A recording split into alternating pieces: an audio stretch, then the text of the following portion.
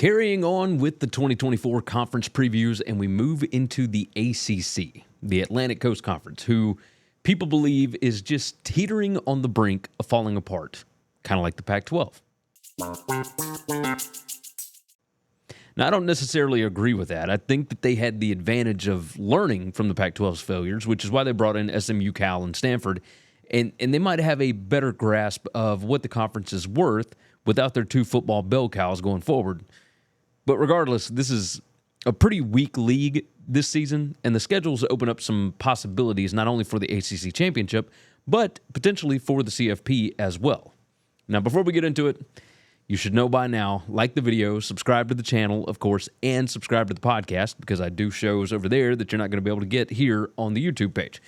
And of course, make sure and tell me in the comments what you think about all these teams. Who's going to win the conference, who's making the CFP, who's going over or under, all that kind of stuff. If you want to keep up with my bonus content during the season, my picks as I make them, bonus podcasts, stats projections, all that kind of stuff, you can sign up at bettingcfb.com, $5 a month or $50 for the year, whatever you would like to do.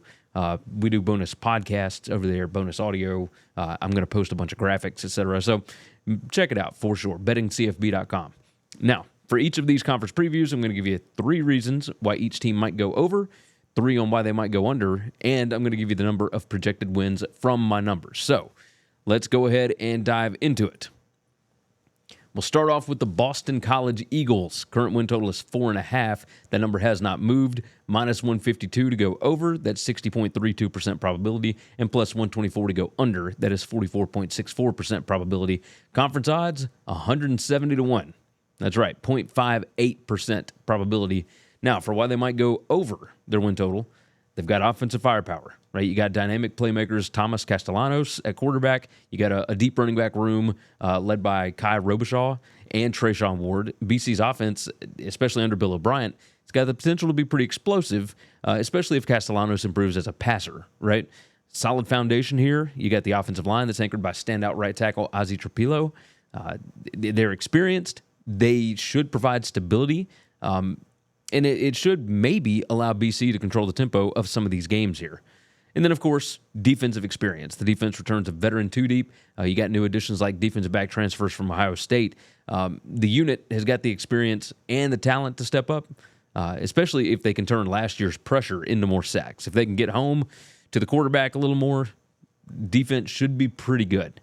Now, for why they might go under, it's a tough schedule, right? You got early road games at Florida State, Missouri. You got later matchups against Louisville and Virginia Tech here. The schedule's a gauntlet. There's no real way to build momentum when you look at this thing. Even their non-conference schedule, they got Michigan State that's at home. Western Kentucky, that's a team that can sneak up and get you. Yeah, it's a tricky situation. Quarterback uncertainty. If Castellanos struggles, if he's not a drop-back passer, which we certainly know he's not, but if he doesn't develop that passing game and he's forced into a style that doesn't play to his strengths, yeah, that's going to limit the ability to win some close games. That's going to limit the ability to win games at all, right? There are defensive concerns. I know I talked about defense being experienced and whatnot, but there's a lack of a consistent pass rush last year. They were able to pressure some, but they didn't get home very often, and they're going to rely on a lot of transfers this year. So going up against some of these stronger ACC offenses, it's going to be kind of difficult. Their rating is number 66 nationally. Conference rating is number 13. I've got them at 4.99 projected wins, which is just over the 4.5. And, I've got them 5 games as a favorite. I've got them in 8 toss-up games. There are some spots here where they could find some wins on the schedule. I'm curious to see what style Bill O'Brien ends up going with. So we'll be paying attention to Boston College, especially in that Monday night Week 1 game. On to the Cal Bears, the Cal Golden Bears, if you will. Current win total 6.5. Odds of plus 146 to go over. That is 40.65% probability. And minus 180 to go under. That is 64.29%. So certainly the under is the favorite here. Conference odds are 85 to 1. That's a probability of 1.16%. Now, for why Cal might go over their win total, Offensive potential. You got Jaden Ott at running back. He is a hoss, to say the least. You get the quarterback battle. Fernando Mendoza, I think, is probably going to be the guy. But Chandler Rogers transferred in from North Texas, and he was fantastic there last year. He was great at ULM before that. So their offense primed to take a significant leap. We'll see. They've got a new offensive coordinator. But you've got the addition of talented transfer receivers, right? Tobias Merriweather, Mikey Matthews as well. The improved defense. It's a Justin Wilcox defense. They weren't great last year. I would expect them to bounce back this year. You got 7 starters back on defense. You got a potential breakout star linebacker, Cade Uluwavi. Hope I'm saying that right. They add some pretty impactful transfers as well. It gives Cal a solid foundation to improve on. We'll see what that ends up meaning. And they've got a fairly favorable schedule, I guess you could say. It's reasonable. The travel is pretty grueling, but, compared to last year, I think it's a little more manageable. You got several winnable games against some mid-tier ACC teams. You got a non-conference slate that's not overly daunting. Yeah, you got to go to Auburn, but you got San Diego State at home. UC Davis should be able to handle that one as well. Like, would it shock anybody if Cal goes down to Auburn and wins that game against Hugh Freeze? It's a bunch of freshmen at Auburn. Who knows? As for why they might go under their win total, you got a brutal travel schedule. The extensive travel across the country multiple times could absolutely wear this team down. And who knows what they're going to look like later on in the season. I mean, you're going from home game in Berkeley to Auburn, Alabama, back to Berkeley, down to Tallahassee. You got a bye week. Then you get Miami at home. You fly all the way over to Pitt. You got NC State and Oregon State at home. You fly all the way over to North Carolina to take on Wake Forest. And then at the end of the year, you got to go to Dallas. I mean, it's brutal. Definitely brutal. You got defensive concerns here, right? We talked about how we expect them to be a little bit better. Yeah, they got returning experience, but they were 84th in SP Plus last year. What are they going to do against some of these high-powered offenses? You don't have many pass rushers here that I've seen, so I'm curious. And then, of course, we talked about the options at quarterback, but that does lend itself to a little bit of uncertainty, right? If neither one of those guys takes control of the starting quarterback position, Mendoza or Rogers, what is the offense going to do? I mean, you should be able to just hand off to Ott most of the time, but I don't know if that's going to work against Auburn. I don't think it's going to work against Florida State. That's 2 pretty good defensive lines there. So we'll see what the offense ends up looking like. Their rating, I've got them number 53 in the country. Conference rating number 10. I've got them 6.05 projected wins, which is slightly under. And then you got 7 games as a favorite here, and 7 toss-up games. So toss-ups, coin flips, games that are within one possession. That is the way it goes. All right, we move on. The Clemson Tigers. Current win total is 8.5. That is down from the 9.5 opener. Odds of minus 172 to go over. That's 63.24% probability. And plus 140 to go under. That's 41.67%. To win the conference, they are plus 370. That's 21.28%. So they are up there in the top tier to win the league. For why they might go over that 8.5 win total, you got some returning offensive talent. Cade Klubnik is back. Phil Maffa is an absolute workhorse at running back. You got a solid offensive line coming back, and Matt Luke is a beast as an offensive line coach. Clemson's offense has got the potential to take a step forward, right? It's Garrett Riley's second year as OC. You got some young receivers, Bryant Wesco, TJ Moore. Those guys have been hyped up pretty good. If they can live up to that, this offense could be pretty good.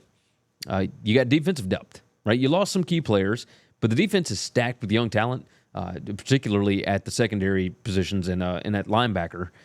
You got players like Barrett Carter, Khalil Barnes, guys like that. They could anchor one of the ACC's top units there.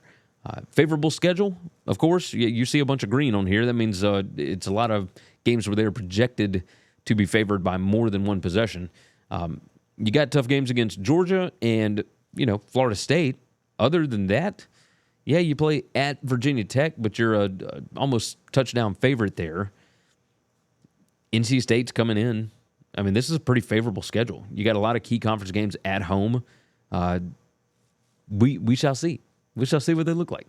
As for why they might go under, you do have a little bit of quarterback uncertainty. Like, Cade Klubnik is the guy, but he was pretty inconsistent last year. You got a lack of proven playmakers at wide receiver. And if the injury bug strikes again, that could be a problem. You got some defensive regression, potentially, right? The loss of experienced leaders. You got Jeremiah Trotter gone. You got a lack of proven depth on the defensive line. That could lead to struggles against some more dynamic offenses, particularly in some of these critical ACC games. But we'll see what that looks like. And then, of course, there's no transfer help, right? Like, Dabo Swinney refuses to use the transfer portal. And, I get it, but you're not addressing key weaknesses while other teams are. Could have used maybe some more offensive linemen, could have used maybe another quarterback. It leaves very little margin for error if there's injuries or anything else. If everybody else is using something to their advantage and you're not, that's a problem. That's a problem. I've got them rated number 14 in the country. Conference rating, I've got them at number 2. Projected wins here, I've got 8.85, so I've got them slightly over. 10 games as a favorite, or as a projected favorite. And I've got 3 toss-up games. The toss-ups at Florida State, Louisville at home.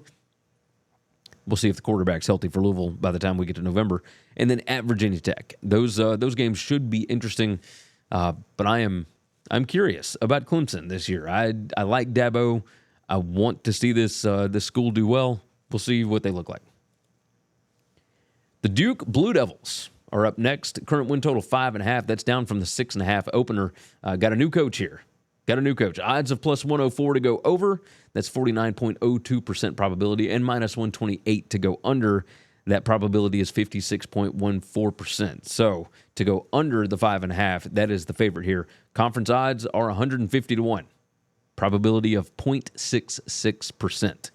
So not great. Duke is probably not going to win the conference, even if Malik Murphy goes bananas, right? Now, for why Duke might go over the 5.5, Malik Murphy transferred him from Texas, got a strong arm, he's mobile, he could be a game-changing quarterback. If you watch the Texas spring game in 2023, I mean, he looked lights out. I mean, he was unbelievable. They got a talented receiving target in Jordan Moore. Duke's offense might have enough firepower to compete, especially with a schedule like this. Who knows? They do have an experienced defense, right? Despite the turnover, they do bring some key playmakers back, like linebacker Trey Freeman and Nick Morris Jr. They got a solid secondary led by Jalen Stinson and Chandler Rivers. That could keep games close, give Duke a chance to win, some pretty tight contests here. And then, of course, it's a manageable schedule. Duke's non-conference schedule is favorable. You got winnable games here: Elon, Northwestern, UConn, and Middle Tennessee. Could you get to 4-0 right off the bat? And then you got North Carolina at home right after that in a game at Georgia Tech that you should have a chance in. I don't see why they couldn't get off to a pretty quick start here. And then, of course, you ride the momentum for some of these tougher ACC matchups on the back half. Now, as for why they might go under the win total, offensive line problems, right? 5 of the 7 starting offensive linemen are gone from last year. So are they going to be able to protect Malik Murphy or not? We'll see. Who knows what happens there. You got the loss of 4 out of 5 defensive linemen who played some pretty significant snaps. That raises some pretty major questions about their ability to stop the run and really just get home to the quarterback, right? So now I expect them to be able to get home to the quarterback. I like the new coach, but it is what it is. Tough ACC schedule, right? You got a strong start, or a potentially strong start, because you got some easy games there early. But then on the back half, you get that bye on October 12th, and then you got Florida State, SMU, Miami, NC State, and then you play Virginia Tech. Luckily, you get Virginia Tech, SMU, and Florida State all at home, but you're not going to be expected to win those, right? Pretty brutal back half of the schedule. Just rough. The rating, I've got them number 51 in the country, conference rating number 9. I project them to have 6.12 wins, which is over the 5.5, or I guess under the 6.5, whatever it is. I've got 6 games as a projected favorite. I got 7 toss-up games. This is going to be an interesting year for Duke. I like Malik Murphy. I want to see what he's going to look like in this offense. The Florida State Seminoles playing a game this weekend, actually, against Georgia Tech. So, current win total is 9.5. That number has not moved from the opener. Odds of plus 104 to go over. That is a probability of 49.02%, and minus 128 to go under. 56.14% probability there. Conference odds are plus 300. That is an implied probability of 25% to win the ACC. Now, why Florida State might go over their win total? Dynamic playmakers. DJ Uiagalelei, powerful arm, a lot of athleticism. He should be able to throw the deep ball in Mike Norvell's offense. They got fast dudes all over the place. They got an incredible offensive line. We'll see. I mean, Malik Benson coming in was huge. They got a really versatile backfield, Roydell Williams, et cetera. Like, this is a very talented team. They've got an elite pass rush. You got Patrick Payton. You got Marvin Jones Jr. on the defensive line. Pete Thamel came out and said that this is the best defensive line in the country, or the best defensive front in the country, period. We shall see.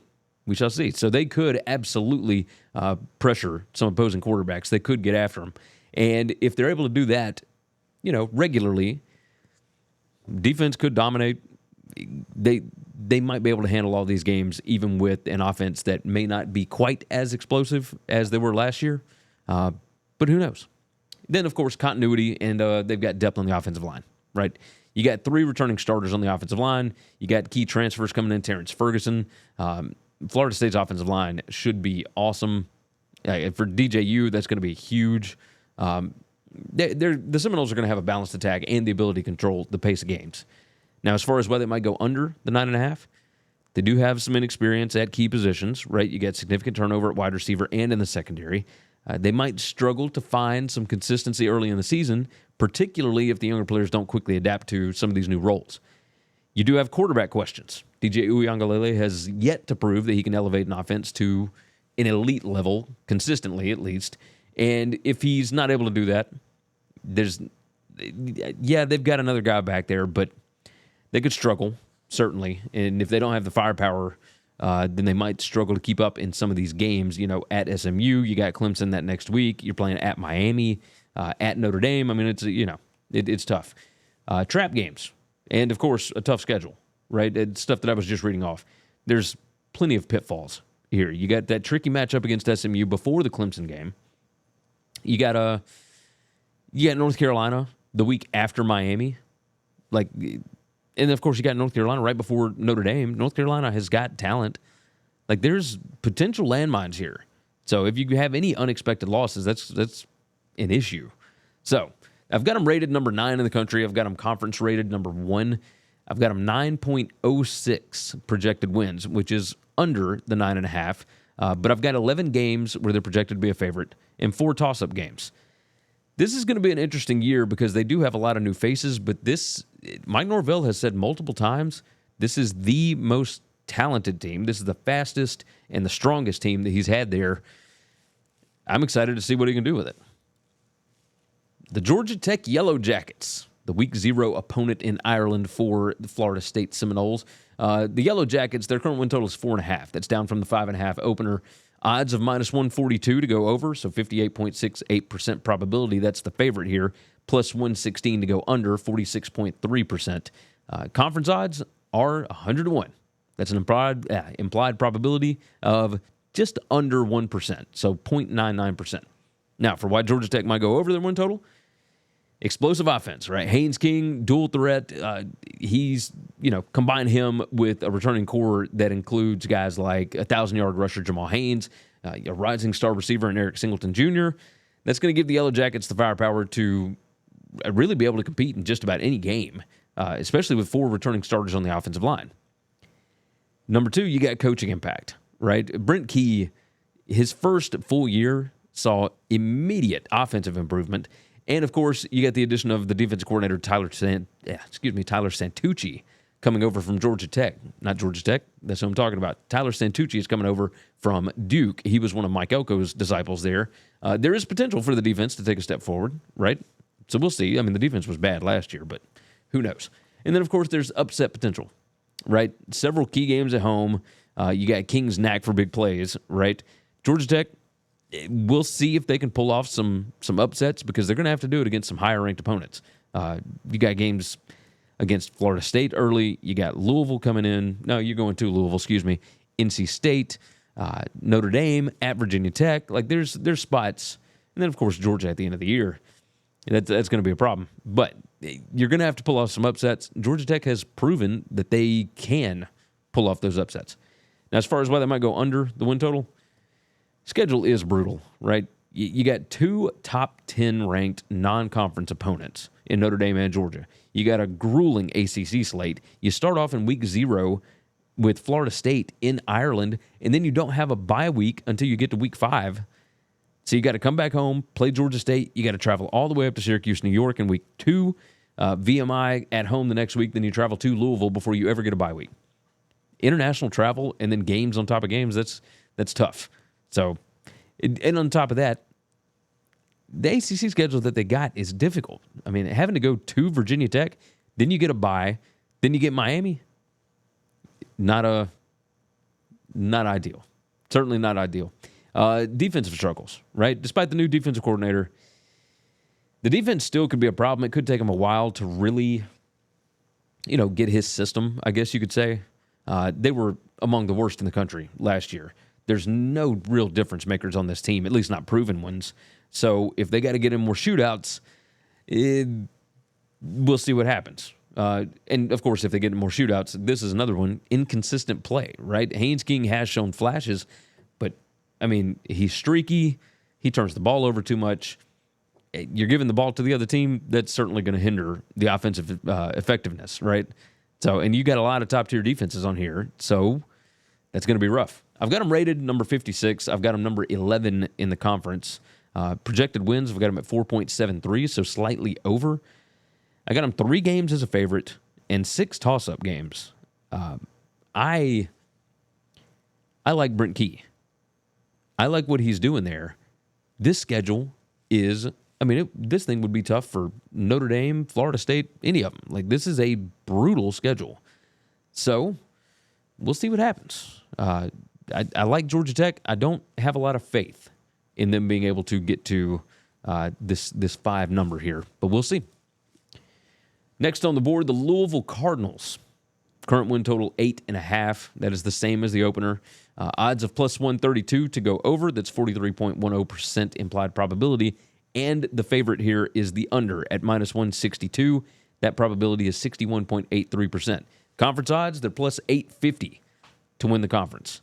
That is 10.53% probability on that. As for why they might go over, Jeff Brom is an offensive genius, right? Tyler Shuck is coming in at quarterback. You got a slew of talented transfers here. Brom's high-powered offense, he did it last year. It's got the potential to hit its stride pretty quickly. They're explosive, right? And he showed that at Purdue and Western Kentucky, and at times last season he was able to do that as well. There's depth here. There's talent here, right? Their aggressive approach in the portal. The roster has got experienced players on both sides of the ball. You got key additions. You got wide receiver Ja'Cory Brooks coming in from Alabama, defensive back Quincy Riley. They got depth to navigate a pretty tough schedule here. And the defense, could there be defensive improvement? They're bolstered by a pretty strong secondary. You got the addition of impact transfers like Thor Griffith on the line. They got the potential to be one of the ACC's best, again, providing that balance that they need to win some close games along with that offense. Now, as far as why Louisville might not go over, why they might go under here, you do have some quarterback uncertainty, right? Tyler Shuck, we've seen him be really, really good, but man, has he got an injury history. And if he goes down, they got problems because I don't know that they've got guys there that are really going to be able to step in and play right away. There is a potential lack of cohesion here, right? You got so many new faces in really key positions. It might take time to gel, right? And if you're trying to gel early in the season, okay, against Austin Peay, probably not that big of a deal. Against Jacksonville State, probably not that big of a deal. But it could be costly against a pretty tough schedule. You got Notre Dame, you got Clemson, and you got Miami on this thing. That's pretty rough. You do have to deal with SMU as well. You got Kentucky at the end of the year. They've not been able to beat Kentucky really at all. And that's what I'm saying. It's a tougher schedule, right? That's what I've got for my next note here. It's a significantly more challenging slate, right? Road games at Notre Dame, at Clemson. Then you got to go to Boston College. You got to play at Kentucky this year. You got to travel all the way across the country to play Stanford, then come back and play Pitt the next week, and then go up just the street to Kentucky or whatever. But you look at after that week 3 bye, you got Georgia Tech at home, Notre Dame, SMU at home, at Virginia, Miami at home, at Boston College, at Clemson. I mean, it's rough. It's very rough. I've got them rated number 23, which that surprised me so much. I've got them rated number 4 in the conference. It's a lot of teams we're talking about today. Projected wins, I've got them at 8.10, so I've got them slightly under. I've got them a favorite in 9 games. And, I got 5 toss-up games here. So there's a lot of green on here. I was a little shocked that they were more than a touchdown favorite. I think that Miami game is wrong. I think I've only got them a favorite in 9 games. Yeah, I need to fix that. I'm just now noticing that. Oh, I had the numbers wrong. That's funny. Okay, so let's now the 8.10. That's from a different spreadsheet. This is completely different. So that 8.10, I will ride on that. I think they're only favorites in 8 games. So bear with me. Bear with me, you guys. All right. Next up, the Miami Hurricanes. Everybody's favorite buzz team right now. Current win total is 9.5. That number has not moved this summer. You got odds of plus 138 to go over. That's only 42.02% implied probability, and minus 170 to go under. That is 62.96% probability. So the under is certainly the favorite here. Not a lot of faith in Vegas for Mario Cristobal's bunch. Conference odds plus 440 to win the ACC with an implied probability of 18.52%. Now, for why Miami might go over, this roster is friggin' loaded. You got Cam Ward at quarterback. You got Damian Martinez from Oregon State coming in at running back. The offense is primed to be one of the most dangerous in the ACC. You got a strong, experienced offensive line, which is certainly what Mario Cristobal does best. And you got versatile playmakers like Xavier Restrepo. You got dudes everywhere. Should be no excuses. On defense, you got improved depth this year. They have aggressively bolstered that defense. You got key transfers like Tyler Barron coming in. And yeah, he was a bit of a locker room problem at Louisville. It is what it is, right? So he went from Tennessee to Ole Miss to Louisville. Now he's at Miami. He's still a stud. You got Simeon Barrow Jr. coming in. That adds to an already pretty strong front seven. Should help him control the line of scrimmage. Big advantage there. And then, of course, a scheduling advantage. Miami's schedule is one of the most manageable in the ACC. You got games like Florida State at home. You got, I see some potential trip-up spots. That first week against Florida, you could lose that and still win every single game left on the schedule. But your road games at South Florida, that one might get tricky. Maybe. But you still got way more talent than they do. But yeah, your away games are South Florida, Cal, Louisville, and Georgia Tech. Now, as for why they might not go over the win total, why they might go under, quarterback consistency. Cam Ward has certainly got immense talent, but he has been incredibly inconsistent in the latter half of last season, but both of his years at Washington State, it was kind of up and down, right? So there are concerns about whether or not he can sustain that high-level performance across the full schedule. So we'll see what ends up happening with him. Cristobal's game management is certainly a concern. He's incredibly conservative. I like what he's doing with the offensive coordinator. Shannon Dawson came in, and they got a little more aggressive last year. Now, back half of the season, they started losing quarterbacks and whatnot, and that became a problem. But the signs were there that he was going to let the OC call the offense, and I think that's good. So, but, you get in a tight game, we'll see what he does in that situation. And then, of course, there are secondary concerns, right? The defensive backfield struggled during spring practices. It could be a potential weak spot, right? There are some high-powered offenses on this schedule, right? If you lose to South Florida, now you lose that week 1 game to Florida, and that's going to be a problem. I've got them rated number 19. I've got their conference rating number 3. Projected wins, I have them at 8.31, which is under the win total. But I've got 9 games as a favorite. I've got 6 toss-up games. The only games where I have them an underdog, I've got them a slight dog at Florida in week 1. I've got them a slight dog at Louisville, and I've got them a slight dog at home against Florida State. But truth be told, they're more talented than Louisville. I think they're more talented than Florida. They're more talented than everybody else. So I got high hopes here for Miami. Let's keep it moving. We'll get this thing done in one take here. The NC State Wolfpack. Oh, yes. Oh, yes. Current win total, 8.5 for NC State. Look, odds of minus 134 to go over. That's 57.26% implied probability, and plus 110 to go under. That is 47.62%. So it sounds like odds makers are expecting NC State to get back to 9 wins, which is interesting because NC State has never hit 10 wins under Dave Doran. So conference odds, plus 600 to win the ACC. That's an implied probability of 14.29%. Now, for why they might go over, we'll start off with Grayson McCall, right? They bring him in from Coastal Carolina. He is one of the most efficient quarterbacks in recent college football history.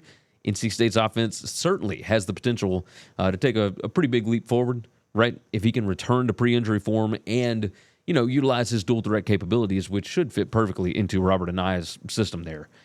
You got an experienced offensive line. You got 4 starters back for the Wolfpack here. A lot of stability there. Should provide the protection that McCall needs, and it should open up some running lanes for Jordan Waters, who's the Duke transfer that came in. I mean, he is fantastic. So you got a lot of versatility in that backfield. And, of course, for some of these ACC teams, it's a favorable schedule. They avoid the heavyweights, right? You don't get Florida State. You don't get Miami here. You do have to play Clemson on the road, but that's kind of early. Aside from that, once you get Clemson out of the way and you get Tennessee done in the non-conference, by the time week 4 is done, you're kind of smooth sailing at that point. So you've got a pretty good path to get over this win total especially if you beat Clemson or Tennessee, right? Now, as far as why they might go under, you do have injury concerns for McCall, right? He's got a history of that. If he struggles to stay healthy, that could be a difficult situation, right? There's a lack of any kind of proven depth at quarterback, so that could be a problem. But they were able to win games last year with some very inexperienced guys at quarterback. So they got defensive turnover. You got the loss of key defensive players, Peyton Wilson, Shaheem Battle. It leaves questions about whether or not the defense can maintain its top 20 performance, especially with new faces needing to step up in pretty critical roles here. You got unproven skill positions. Outside of Kevin Concepcion, I hope I said that right. I hope it's not just like Kevin Conception. I think it's Kevin Concepcion. Anyway, the Wolfpack's receiving core is, for the most part, unproven. You got new additions coming in. You got Noah Rogers. You got Justin Jolly. If they don't quickly adapt, this offense might have problems moving the ball against some of these tougher teams on the schedule. I've got them rated number 32. Conference rating, I've got them number 6 in the conference. Projected wins, I've got them at 8.31, so slightly under. 9 games as a favorite, or as a projected favorite. And then I've got them in 5 at toss-up games, so 5 games that are expected to be within 1 possession. I like NC State. I trust Gibson, the defensive coordinator. Robert Anaya, I've always trusted. I say always. For the past 4 years, I've trusted him. Wasn't great last year, but I got a lot of faith in him to be able to scheme up something pretty good. Tickets to everything are expensive these days, and I know you're like me. You want to catch a big game or a concert, maybe even tickets to a show. Why not save some money every time you buy tickets?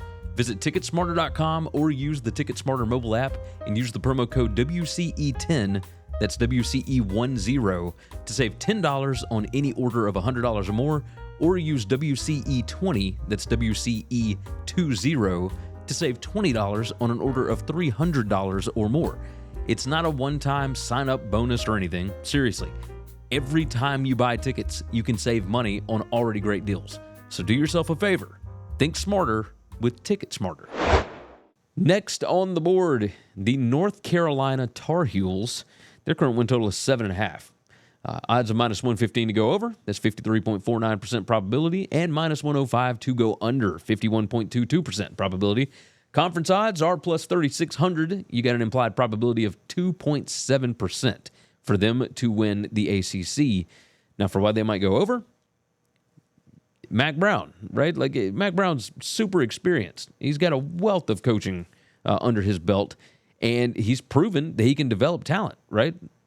They're pretty well positioned to navigate the challenges of having a new quarterback and a new offensive line, maximizing the potential of the star running back, Omarion Hampton. They got guys to lean on, and Mac Brown knows what to do in those situations. You got defensive improvement potentially, right? You bring in Jeff Collins as the defensive coordinator. should bring in a fresh energy that you didn't have with Gene Chizik. And, Collins kind of known for being aggressive on defense. And you got several key players that are returning, right? You got, let's see, Rucker, you got Huzzy. You got dudes back there. You got a real shot at getting better on defense. And then you've got a manageable schedule. Like North Carolina's schedule is, they avoid Clemson and Miami. And you got a mix of winnable games that could easily push them over that 7.5 mark. If you can capitalize on matchups against teams like, Virginia Tech, Virginia.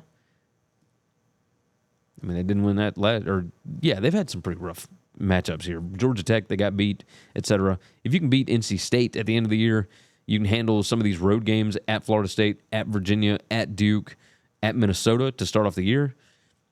That North Carolina-Minnesota game means so much in week 1. Like, so much for win totals. As for why they might not go over, why they might go under the win total, you do have quarterback uncertainty here. You brought in some guys. Drake May's gone, but you got an ongoing quarterback battle with Max Johnson and Connor Harrell. And then you got Jacoby Criswell that's back there as well. But there's still uncertainty. You got dudes, but there's uncertainty at the most important position. And you're going to want somebody to grab that thing by the horns. Offensive line turnover is a problem as well. It's almost a complete overhaul of the offensive line. 5 of last year's top 6 guys are gone. Raises concerns about, run blocking, protection for the quarterback, whoever that might be. And we'll see. Like, Omarion Hampton was awesome last year, but what's he going to look like behind these guys? And then, of course, defensive struggles, right? I brought up that the defense could improve. Well, you brought in Jeff Collins, but they were number 78 in SP Plus last year. Any continuation of those struggles, this offense that's in transition could certainly be in a tough spot. So you need the defense to kind of help out the offense, especially early. So we'll see. I've got them rated number 40 in the country. Conference rating, I've got them number 7. Projected wins are 7.77, so slightly over the 7.5. I got them favored in 10 games. That is wild. And then but I got 8 toss-ups. So, what are you going to do? What are you going to do? All right, we continue with the Pitt Panthers.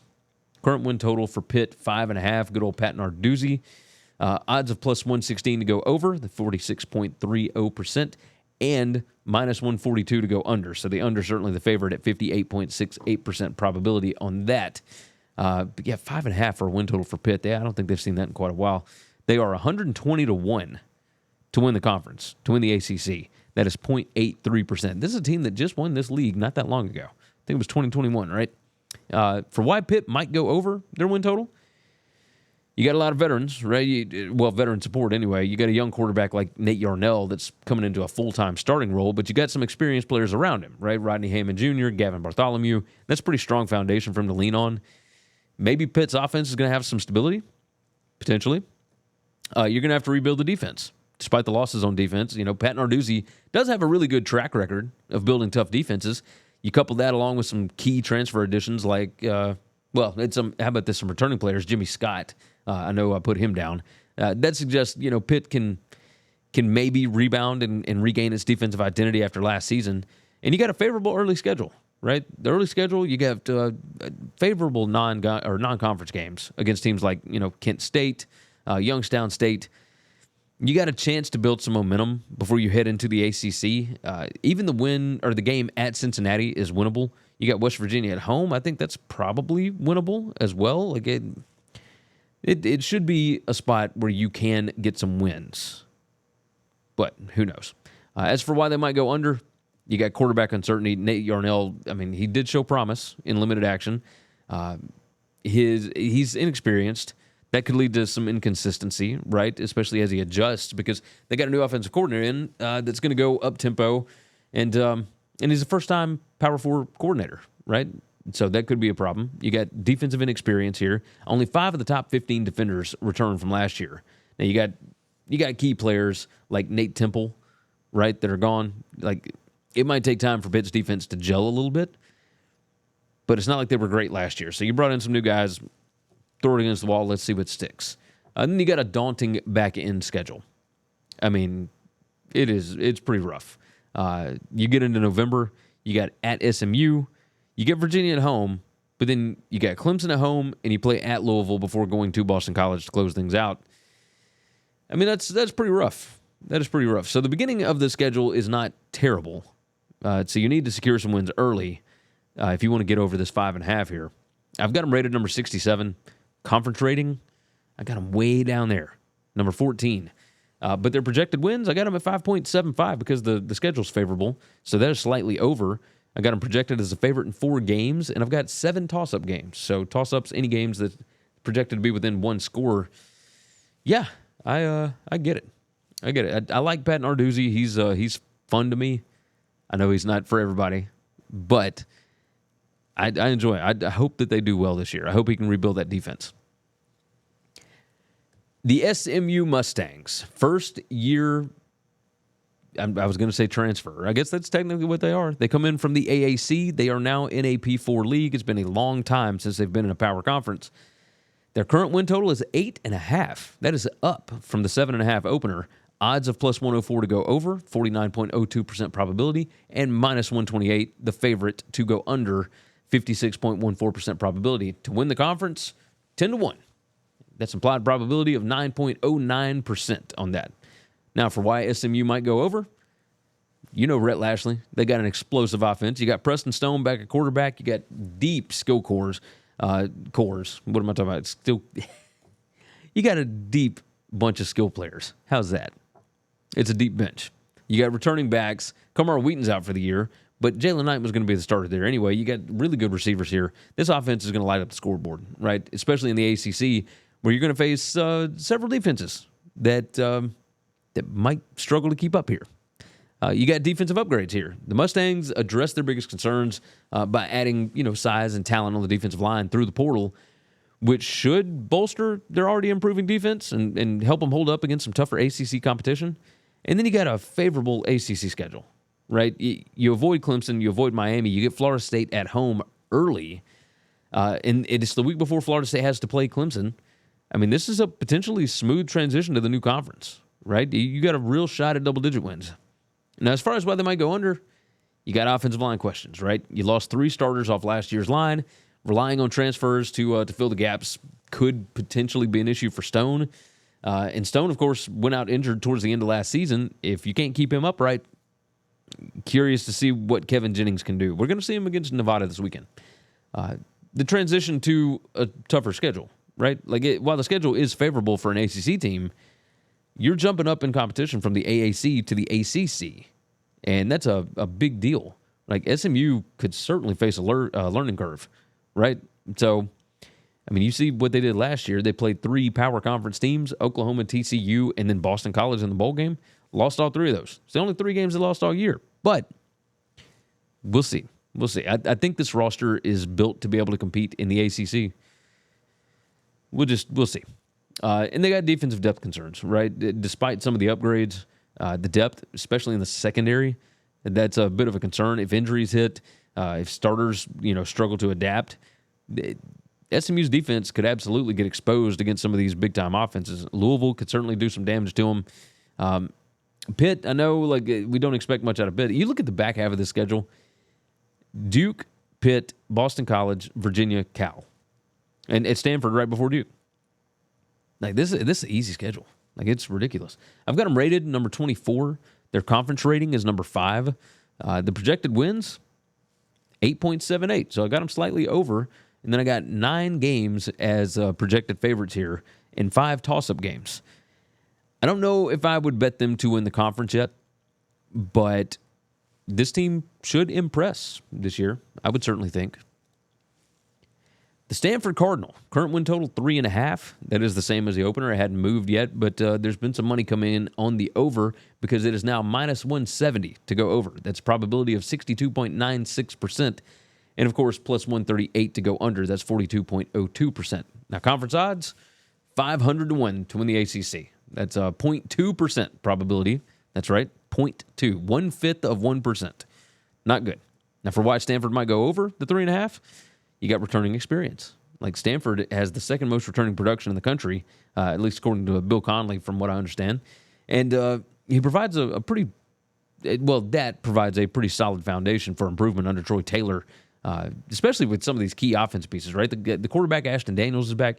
You got the star wide receiver, Elik Ayomanar. I've been talking too much today. I'm not going to try and do that again. I'm certain that by the end of this year, I will know how to say his name. I will certainly know how to say his name. All right, we're expecting some offensive growth. I feel like I got to sneeze. This is terrible. Great radio. Great podcasting.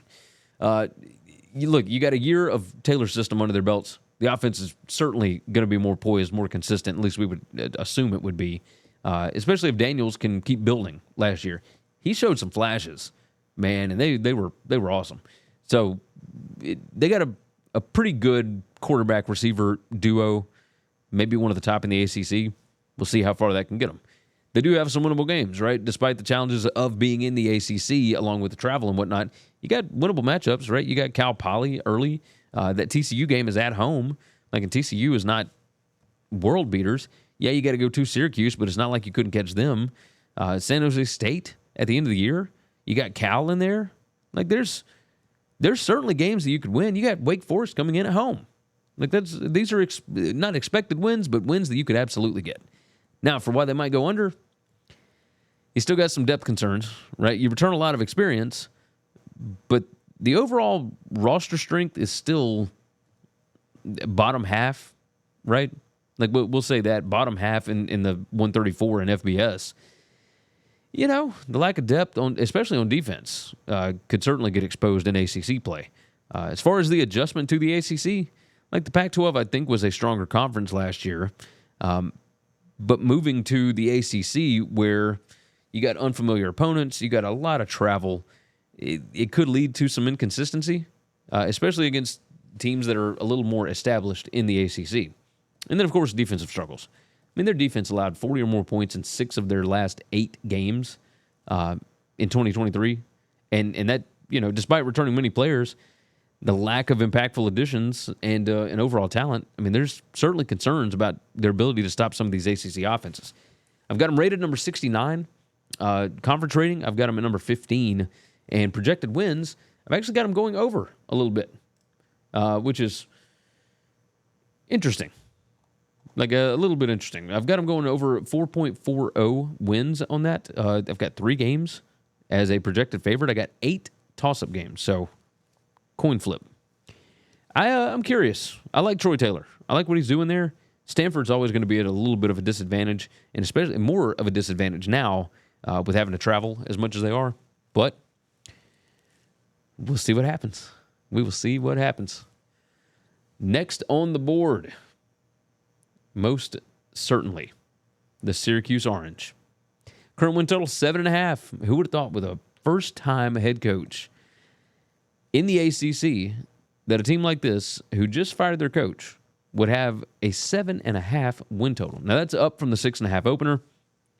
There was a lot of people buying in on Syracuse, especially early in the year. Fran Brown comes in, but they are plus 116 to go over. That's only 46.3% probability. And then the favorite here is minus 142 to go under. That is 58.68% probability. Conference odds, they're 60 to 1, so probably not going to win the ACC.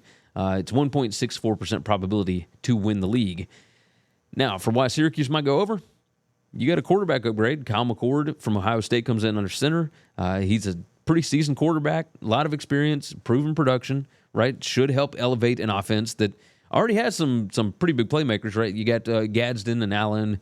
You got dudes there that, I mean, the Orange are a tough out for some of these ACC defenses. You got a favorable schedule. I think that's the biggest thing that people love about this. You don't play Clemson. You don't play Florida State. The non-conference slate's pretty manageable, right? You look at who they got here: Ohio, Holy Cross, UNLV, Georgia Tech comes in, Stanford comes in, NC State you got to play on the road, but you got UConn coming in as well later in the year. You got Miami at home.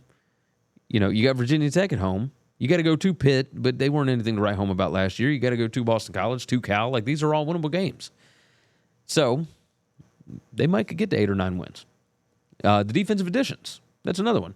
You got key defensive transfers that are coming in: Diggs, Chestnut, etc., joining a unit that's led by Marlowe Wax. This Orange defense could be pretty good. Maybe. So if you got a good defense, you got a pretty strong foundation to be able to get a lot of wins here.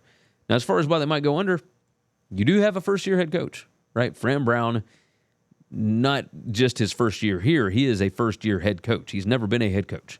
So there is a challenge there of implementing what he wants done while also adjusting to ACC competition. And you got two new teams on the schedule, right? Stanford and Cal. I mean, that's tough. There could be some growing pains there. Offensive line is a bit of a concern. They were number 116 in performance last season. That's still a question mark. You returned some starters. You brought in some transfers that we think could upgrade. If the offensive line doesn't gel, what is McCord going to be like at quarterback? And then you got depth issues, right? The starting lineup looks pretty strong, but there's a lack of depth at some pretty key positions, especially defensive line, cornerback, etc. That could be a huge problem as the season goes along, especially in a conference like the ACC, right? You get on the back half of that schedule and you start dealing with Pitt, Virginia Tech, Miami at the end, not expecting to beat Miami, of course, but like NC State, Pitt, Virginia Tech, that stretch right there, that could be rough. I've got them rated number 63. Their conference rating is number 12. I've got them projected at 6.66 wins, which is, almost a full game under. But I do have some priors in here. So, 6 games as projected favorites and 8 toss-up games. This is going to be an interesting test case. I want to see what happens with Syracuse. I like what Fran Brown is doing, but I'm not all the way sold on them getting to 8 wins in his first year. Because, it's an easier schedule for the ACC, but this is still kind of a difficult schedule for Syracuse, right? The Virginia... What have I got here? I clicked the wrong one. Let's move on. The Virginia Cavaliers. Current win total is 4.5. Odds of minus 110 to go over. That's 52.38%. And minus 110 to go under. So people are not totally certain about what to do with this team. Conference odds are 170 to 1. That's a probability of 0.58%. Now, for why Virginia might go over their win total, you got some returning experience, right? You got a team that features a lot of guys back that includes both quarterbacks. You got young players who gained some pretty valuable reps last year. Virginia could take a step forward as these players mature and learn from last year's challenges. You got offensive potential. If the true freshman quarterback, Anthony Calandria, or he was a true freshman last year, but he showed flashes last year. He was chunking that thing, right? If he continues to develop and you got some new offensive weapons like Chris Tyree, you got dudes here that can make that passing game a legitimate threat. And if they're able to do that, you can win some of these closer games on the schedule. You got improved defensive depth, right? You got key defenders back like Cam Butler. If they can develop some of these young players that were thrust into action last year, they could get a bit stronger on that side of the ball, but especially in the run defense, right? Need some help there. So you need some help on defense. As for why Virginia might not go over their win total, the quarterback uncertainty there's a battle between Calandria and Musket. You got Calandria's inconsistency, right, with Musket's a little more conservative play. What do you want to be? Who are you going to get the most reliable play from? That's going to be a question for sure. You've got offensive line issues. Despite some returning starters, Virginia's offensive line is still a concern, right? You got depth issues that could limit the effectiveness of both the running back and the running game and the passing game. It's going to put added pressure on these young quarterbacks too. And then of course that's a tough schedule, right? Like you got tough non-con games, against Maryland, Notre Dame. Coastal Carolina is not a gimme by any stretch of the imagination, and it's on the road. Why these ACC teams schedule road games at Sunbelt? It's like I enjoy seeing it, but it's not the smartest here. But then you got a difficult ACC stretch, right? Like it's hard to see where they're going to get the wins to go over this win total. You look at that schedule. Early on, okay, like you could beat Maryland at home. You should probably beat Coastal Carolina. Should probably beat Boston College at home. Louisville at home, that's different. At Clemson, home against North Carolina. At Pitt, that could be interesting, but it is off a bye. Notre Dame, SMU, Virginia Tech to close the year. It's rough. It's rough. I've got them rated number 75. Their conference rating, I've got number 17. Projected wins are 4.28 here, so slightly under. And I've got 2 games where they are the projected favorites, along with 6 toss-up games. So not ideal, certainly. All right, let's go back to where we were. The Virginia Tech Hokies. Win total is 8.5. It opened at 7.5, so a lot of people have been on the Hokies this offseason. Odds of plus 124 to go over. That's only 44.64% probability. And minus 152 to go under. That's 60.32%. So people expect about 8 wins. Conference odds are plus 1,000. That's 10 to 1. That's implied probability of 9.09%. They were like plus 1,600 when these things opened up. It's down to like plus 1,000. There's people that really like Virginia Tech here. Now, for why they might go over their win total, returning production. They got one of the highest returning production rates in the entire country. You got the quarterback back, Kyron Drones. You got standout running back Tootin in. The Hokies are poised to build on last year's late season momentum. We'll see. They got offensive firepower, right? That offense averaged nearly 35 points per game over the final 7 games last year. It returns all their key playmakers, right? You got the wide receiver, Allie Jennings, who was a stud at Old Dominion, didn't get to play much last year. Jalen Lane is there. I mean, you got a potentially dynamic, high-scoring attack on offense this year.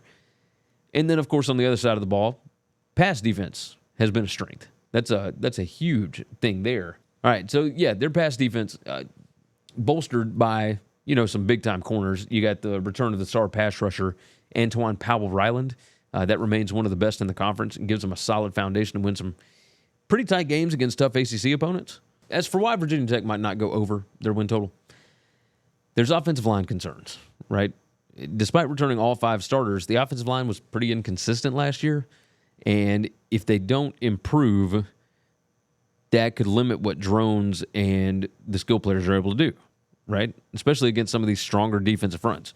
You got Rutgers coming in, you're favored there, but Rutgers might have a pretty good defensive line. Marshall in week 2 might have a pretty decent defensive line. You got Miami coming in. I mean, you're going to have to deal with Clemson later on. It's going to be rough. Run defense issues, right? The Hokies struggled against the run last season, and, there's some pretty key losses in that front 7. There's no guarantee that the new additions are going to shore up that weakness. It could potentially lead to some issues in some of these bigger games. And then finally, they got to learn how to win. Right? Like the Hokies showed some promise last year, but they were pretty inconsistent, especially in games against some stronger opponents. Now, they don't have a ton of those on the schedule this year, but when they go up against better teams, it doesn't fare well. I will say that. So there's questions about whether or not they can close out some of these games, whether or not they can avoid slipping up in some of these winnable situations, especially in close games, right? So I'm curious. I like Virginia Tech. I want to see what they're gonna be like this year. I've got them rated number 41, conference rating at number 8, projected wins I've got at 7.41. So I've got them going under, but I still like this team. I like that schedule. Like I think they have a good shot at doing some pretty big things this year. So 9 games as a projected favorite, 9 toss-up games. Like almost every game on the schedule I've got as a toss-up. They're favored by 14 against Vanderbilt. I've got that line like closer to 6. Pretty wild. Pretty wild. All right, we got one more team that we are going to hit on in the ACC. The Wake Forest Demon Deacons. Current win total 4.5. That's the same as the opener. Hadn't moved over at a good old FD. Odds of minus 152 to go over. That's 60.32% probability. And plus 124 to go under. That is 44.64% probability. Conference odds are 320 to 1. That is 0.31% probability to win the ACC. So Dave Clawson's bunch will not be winning the ACC this year. If you could bet the no on that, boy, you'd have to bet probably $1 million to win $10. I mean, it's ridiculous. As for why Wake might go over their win total, Dave Clawson. Maybe you got an offensive rebound coming. He's got a proven track record of being able to bounce back from rough seasons, and their offense is poised for improvement. Especially you got playmakers back like Donovan Green. You got a healthier offensive line, right? we'll say that this is a reason why they could go over. They've got quarterback stability, like whether it's Hank Bachmeier, who transferred in from Louisiana Tech before he was at Boise State before that. He brings experience. He's got a proven arm. And then, of course, you got a proven true freshman. Jeremy Hichlinski, I believe is the guy. Quarterback play could get better, could improve from last year. I mean, they're going to need it to, for sure. And then another reason why they might go over, you got defensive strength, right? You're anchored by a senior-laden defensive line. It's led by Jasheen Davis. Wake Forest defense should be able to stop the run pretty effectively. They should be able to pressure the quarterbacks. Doing any of those things should help them stay competitive in some of these tougher matchups.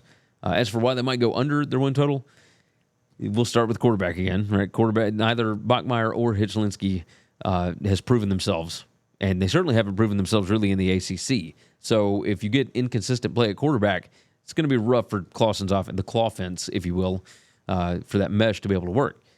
You do have injury concerns, right? Donovan Green, he's a whole history of injuries, missed the entire 2023 season. And so you got questions about whether or not they can generate big plays without him, especially if he's not at 100%. And you got a tough schedule. I mean, look at this thing. You got non-conference games against Ole Miss. You got a brutal ACC slate. You got Clemson and NC State. Yeah, it's going to be tough for them to get to bowl eligibility. And it might get tough for them to just get to 5 wins, right? If they stumble in some of their winnable games, you got Virginia Tech at home in week 2. If you're going to get some ACC wins, you better get that one. Because you're going on the road to Ole Miss the next week. You got Louisiana at home from the Sun Belt. Louisiana could win that game. You got to play at UConn. Why? Why would you do that? So I've got them rated number 71. Their conference rating at number 16, so not last. But projected wins are 5.04. So I've got them going over because I believe in Dave Clawson. I've got 4 games as projected favorites here and 6 toss-ups. So toss-ups, any game that is projected to be within 1 possession. But man, oh man. I mean, this is going to be a rough year for Wake Forest, I'm afraid. All right, the conference title game, I'm going well off the beaten path here. It's going to be a wild year. So why not just go with 2 teams that seem to always fall just short? I'm going to take Miami, and I'm going to take NC State to meet in Charlotte in December because I really like their schedules, right? I think Miami finally gets that first ACC title. That roster is loaded. I think now that they've got a quarterback that I think that they can rely on, I think they're going to be able to get it done. So the plus 440 there for me. Now let's go and wrap this thing up. Like the video. If you watch through this whole thing, I appreciate you. But like the video, subscribe to the channel and the podcast. And of course, if you want to help the channel keep growing, you can become a member at bettingcfb.com. For Winning Cures Everything, God bless college football, and we will see you on the next preview. Thanks for listening to Winning Cures Everything. Make sure and follow me on Twitter at GaryWCE. If you want to toss in a question, you can email me, Gary@winningcureseverything.com. Make sure and hit that subscribe button, and we'll see you next time.